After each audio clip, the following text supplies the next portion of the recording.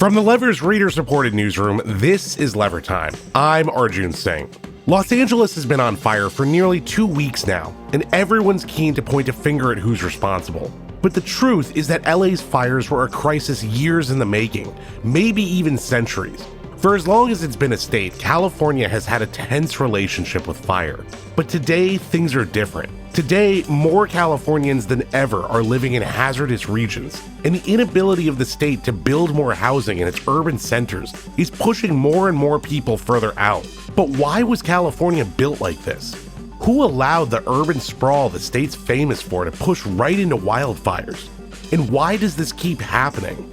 Today on Lever Time, we're going to look at the history of California's famous urban sprawl and hear the long history of how the state's real estate and gas industries suppress science and push the public into danger.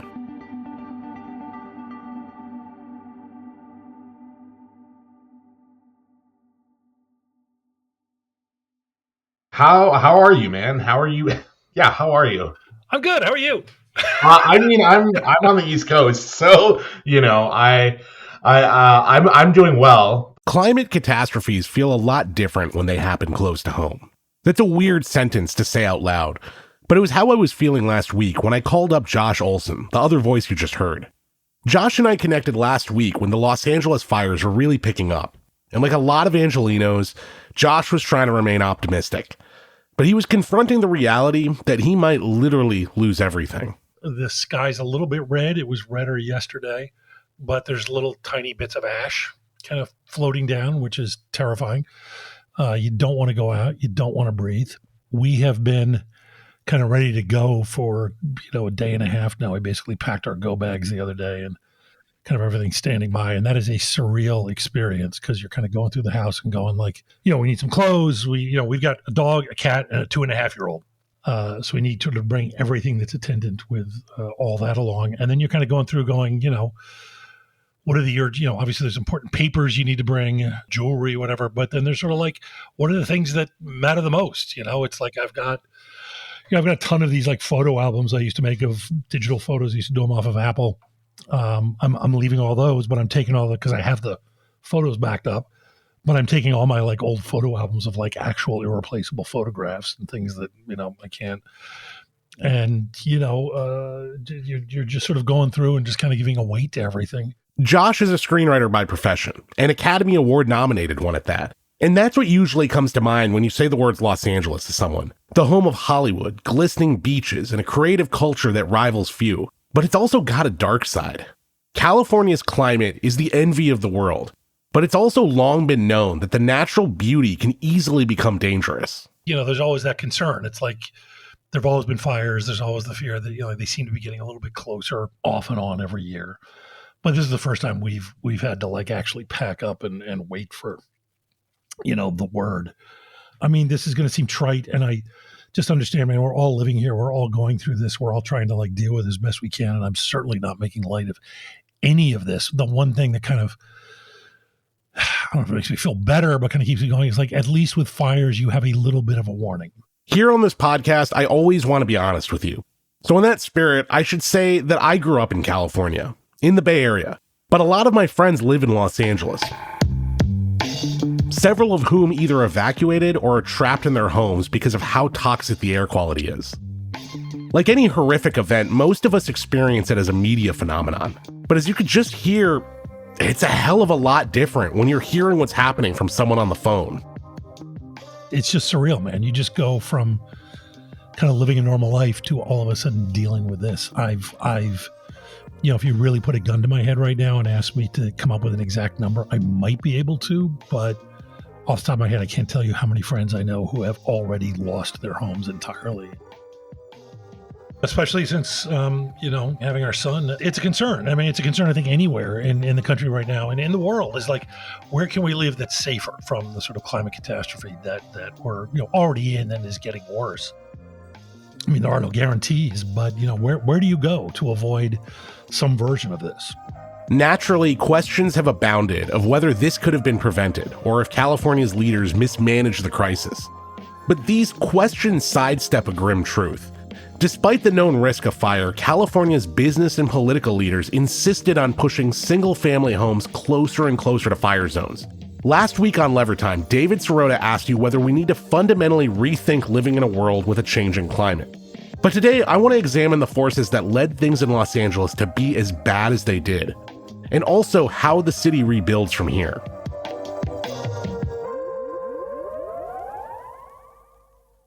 Like I said earlier, it's hard to talk about Los Angeles without talking about the movies. As the fires began to rage, one movie came to mind, E.T. the Extraterrestrial. E.T. is a movie from the 1980s, directed by Steven Spielberg, and it's basically about the friendship between a little kid and an alien.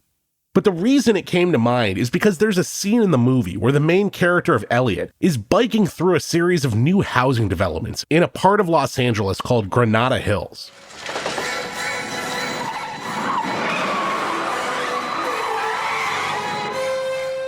Why am I telling you all of this?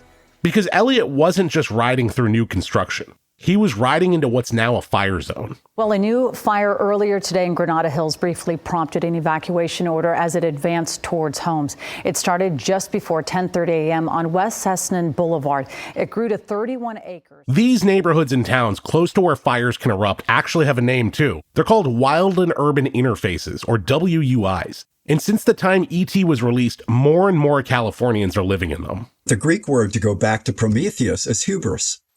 We think we can control fire or floods or hurricanes or whatever. So we have hubris like crazy. And, since the 1920s, when Angelenos realized that the foothills were great, and you start to watch the march of, let's call it civilization, up to these spaces, everywhere fire has erupted, in part because we are Prometheus. We bring fire with us. Char Miller is a professor of environmental analysis and history at Pomona College in Southern California, and the author of the book Burn Scars.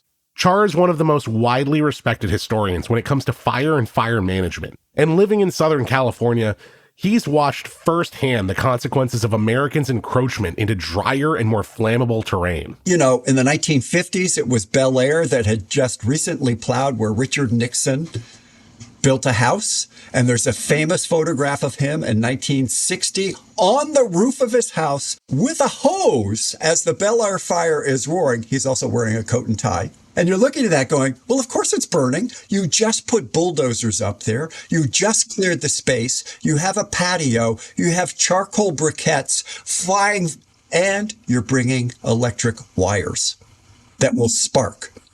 So everywhere we move, we bring fire with us. And that's true in Napa. It's true in the Sierras. It's not just a Southern California thing. It's true in Denver.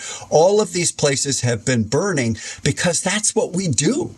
But there's also landscapes into which we move that we know are high severity fire zones, and we are given the green light to do so by city halls, county governments, planning boards, zoning commissions, architectural boards. They've all signed off on this. Why? To understand that, we need to look at how the American dream changed in the early 20th century. Around the 1950s, this idea became popular that you could have a big house, white picket fence, and a yard. The happiest investment they have ever made. At last, the Bryants have all the space they need. Big floor-to-ceiling closets for each member of the family. Large, comfortable bedrooms. And that became synonymous with success. And that was especially true in Los Angeles. By the 1950s, LA's population was ballooning, and the wealthy began moving further and further into the hills. But even back then, they knew they were taking a risk. In 1956, for example, Malibu was set ablaze by a fire that would go on to destroy 60 homes. And to Char Miller's point earlier, the perspective of the federal government and local governments was simply to let people keep building.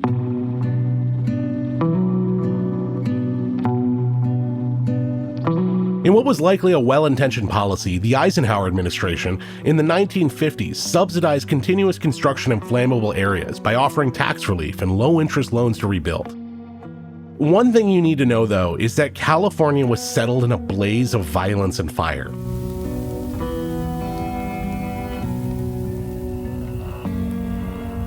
When European settlers first arrived, they saw how indigenous Californians made ample use of controlled burning, in some cases burning up to 10% of the state's landmass annually.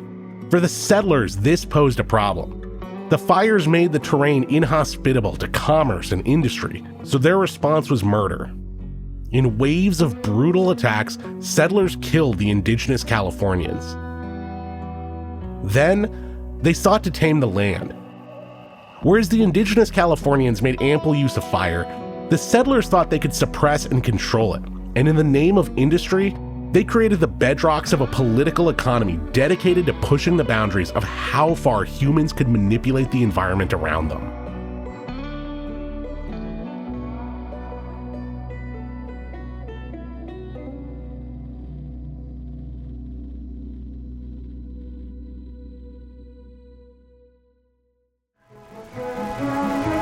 In the years since the turn of the century, Los Angeles has grown from a sleepy pueblo to a vast, seething metropolitan city.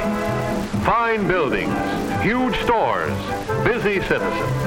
A city which has grown faster than any other in America in the past decade, and which sees a constant day-to-day influx of people from every part of the world. Los Angeles is a beautiful city, vibrant, filled with brilliant people. But by the mid-1950s, the same time period when President Eisenhower was encouraging Angelenos to keep building in fire zones, Los Angeles was covered in smog. During the smog season, thick blankets of smog would cover the city. And one of the earliest major smog episodes in 1943 was so sudden and so intense, it was believed to be a World War II gas attack by the enemy. And over the next decade, the problem got worse. And the fall of 1952 saw 5 straight weeks of smog that pushed public anger to boiling point. Rebecca John is an investigative reporter and a research fellow at the Climate Investigation Center, and her reporting has been published in outlets like D-Smog and The Guardian. Recently, Rebecca was investigating the 1950s smog crisis in LA, a situation that made the city uninhabitable for some people. If you went out in the smog, it would burn your eyes, causing them to stream and it would hurt your throat. On bad smog days, emergency rooms were filled with people suffering from aggravated respiratory conditions like asthma, as well as heart problems, and the fatality rate increased, which was particularly because many patients suffering from TB tuberculosis had moved to LA on the advice of their doctors, specifically seeking out a healthier climate. So they were very badly affected by these smog episodes. Like the current wildfire crisis, the smog crisis back then had a direct link to industrialization in California. In the case of the smog, it was attributed to California's oil and gas industry. Recent research out of Caltech had conclusively proved that the smog in LA was caused by a mixture of oil and gas emissions along with sunlight. This really riled up the gas industry, particularly because they had been trying to control the narrative through a research group they sponsored called the Stanford Research Institute, whose studies tended to downplay the influence of the industry on the smog. But armed with the research out of Caltech, journalists, especially at the city's local paper, the LA Times, they began to question the motives behind the group. There was one smog conference actually held early on, sponsored by the oil and gas industry, at a hotel in LA. And on the day of the conference, the smog was so bad, it completely encircled the hotel, which is just a pretty incredible image in itself. And the chief reporter at the LA Times told his colleagues, don't believe anything that Stanford Research Institute are saying about smog because they're sponsored by the oil industry and are not to be trusted. And this all prompted the industry to change. No, not a change of heart, just a change of organizations. Seeing the lack of confidence in the Stanford Research Institute, a trade association called the Western States Petroleum Association decided to bankroll a new group. This time they called it the Air Pollution Foundation. Ironically, the research produced by this group ended up revealing an even more uncomfortable truth, that the emissions from oil and gas might be altering the climate in a dramatic way. Yep, back in 1954, it was the industry's own research that told them they may have had a hand in climate change. And what did they do with that information? Absolutely buried it. Instead of referring to the climate significance of carbon dioxide, further Air Pollution Foundation reports describe carbon dioxide as innocuous. And in addition to that, in 1958, at one of the very earliest national air pollution conferences held by the Public Health Service in Washington, the California oil and gas industry had a representative speak who described carbon dioxide as harmless. So you see very clearly the industry using that front group to quickly take control of the conversation and put forward a message that was favorable to its own interests. So it turns out that the California dream, the one where you can live in your own bungalow, enjoy the amenities of the city, and be right next to nature, was always a fraught promise. In the 1980s, LA experienced another population boom, one that was supported by more urban sprawl. In that decade, Californians would pass two important ballot measures. One was called Prop 13, and that limited the amount property taxes could increase. Another, Prop 103, forced home insurance rates to go down by 20% and subjected insurance rate changes to approval from the state. For homeowners, it was a good time. But to accommodate the population, the sprawl went further and further into fire zones. And the lowered insurance rates may have ended up encouraging more construction and flight into these fire zones. Tie that to the affordable housing crisis taking place in the state's cities, and it's resulted in a place where more residents are living in hazardous fire zones than ever. So after the break, we'll hear an example of how the real estate industry recently fought legislation meant to build safer communities, and hear how places like Los Angeles can rebuild in a new era of extreme weather.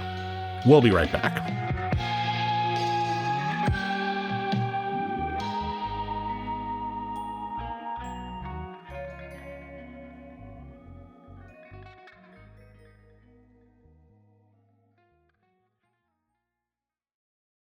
So back in 2019, California's Governor Gavin Newsom, his office put together a task force to start to look at the issue of wildfires and climate change in California, because it's been increasingly clear over the last few years and last decade that, climate change has sort of really dramatically changed wildfires in California. And so, California was looking at ways to mitigate this and sort of look at the reasons why.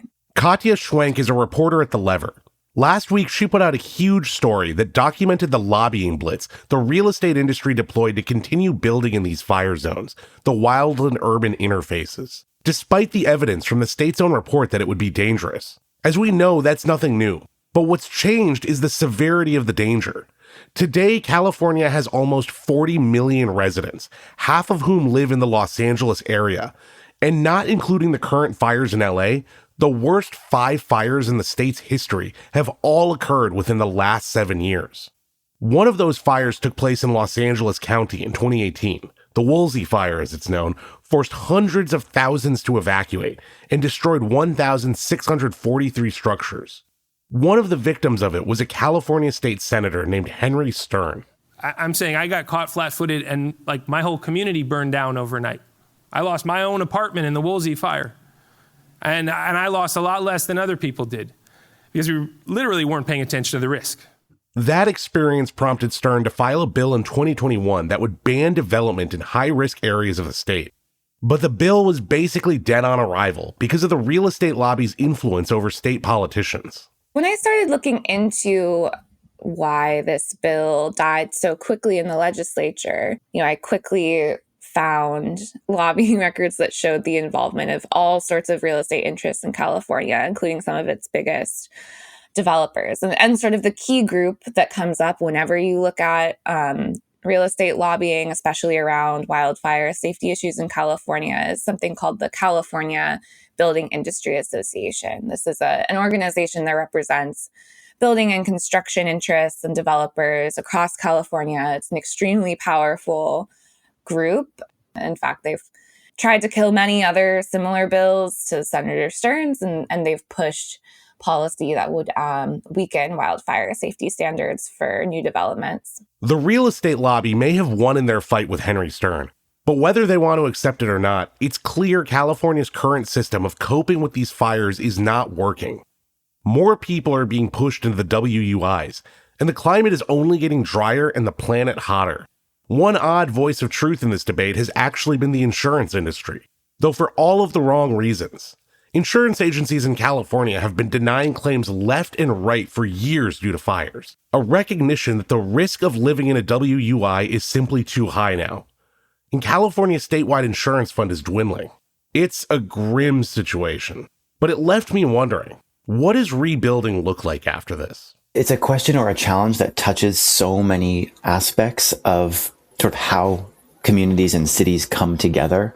And I think it's almost impossible to disentangle the design side of that from, for instance, the policy side. Or like we know that certainly here in California, where the housing crisis, the housing affordability crisis is so exaggerated that, exclusionary zoning practices and just land value being so inflated has pushed more and more of the population further and further from the urban cores out to the urban peripheries where risk of wildfire exposure is already the highest, but, essentially is kind of the only places left for finding affordable housing. Jonah Suskind is an urban planning professional whose career has focused on the intersection of urban development and environmental risk. One of the things that we've seen historically in this country, and certainly in the last several decades in California, is a kind of an acquiescence to private developers. And again, I don't know if that's entirely fair, but one of the things that California has really struggled with, and really I think this is an American problem as much as it is, or an American challenge or struggle as much as it is a California one, and a Southern California one in particular, is just the incredible, overwhelming significance that homeownership, single-family homeownership has had. It's sort of this untouchable part of the American dream. And I think in places like Los Angeles, where, private homeownership is so important and is given so much room, it really, a lot of the buck does stop with the private developer. And the private developer with a capital D hasn't had a whole lot of sticks. Yet, an optimist at heart, Jonah also told me that he does see a path forward for Californians and Americans in a new era of fire. As cities begin to rebuild, Jonah told me one important thing planners can do is to be more thoughtful about creating a buffer between the people and the flammable area, a concept known as defensible spaces. So defensible spaces, we understand it, is this idea that you take a structure and you sort of think about distances from that structure. So very, very close to a home, let's say, there are design guidelines and maintenance guidelines around what kinds of vegetation may or may not be appropriate within 5 feet of a home, what kinds of surfaces or materials might be more or less appropriate. And then, moving out to the sort of 50-foot mark, the 100-foot mark, the 2-foot mark from a particular building or structure.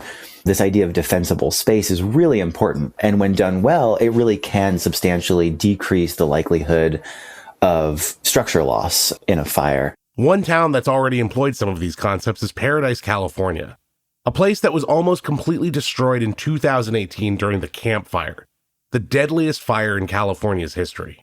But today, Paradise is California's fastest growing city. And Jonah says that they've implemented better practices to protect the community. So what they're working on doing is developing what they're calling wildfire risk reduction buffers that you can think of essentially as kind of a green necklace that sort of encircles the town of Paradise. And the idea is that these buffers would be fuel reduction programs, right? So they would be things like shaded fuel breaks, or areas where thicker parts of the forest would be thinned, areas where more intensive vegetation management would be happening. But at the same time, and those are very expensive things to do, especially in rural communities without really significant tax bases. And so this has been a real opportunity for a rural community like Paradise to think about, how do we scale up the idea of defensible space to protect our entire community? And then how do we also think about those zones as being instrumental boosting our tourism economy moving forward?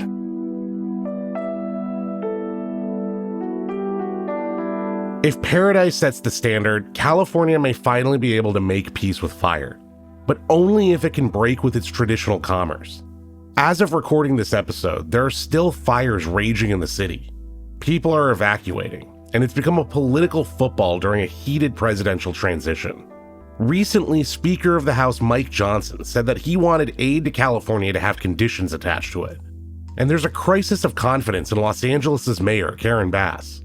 LA's fires are going to sear a scar in the state's psyche, and it's forcing a lot of us to confront the possibility that an extreme weather event will come to our home next. But as we've heard today, accepting that possibility doesn't have to be an admission of defeat, nor is it a justification to do more of the same. With the right foresight, planning, and thoughtfulness, it's very possible humanity can endure a different era.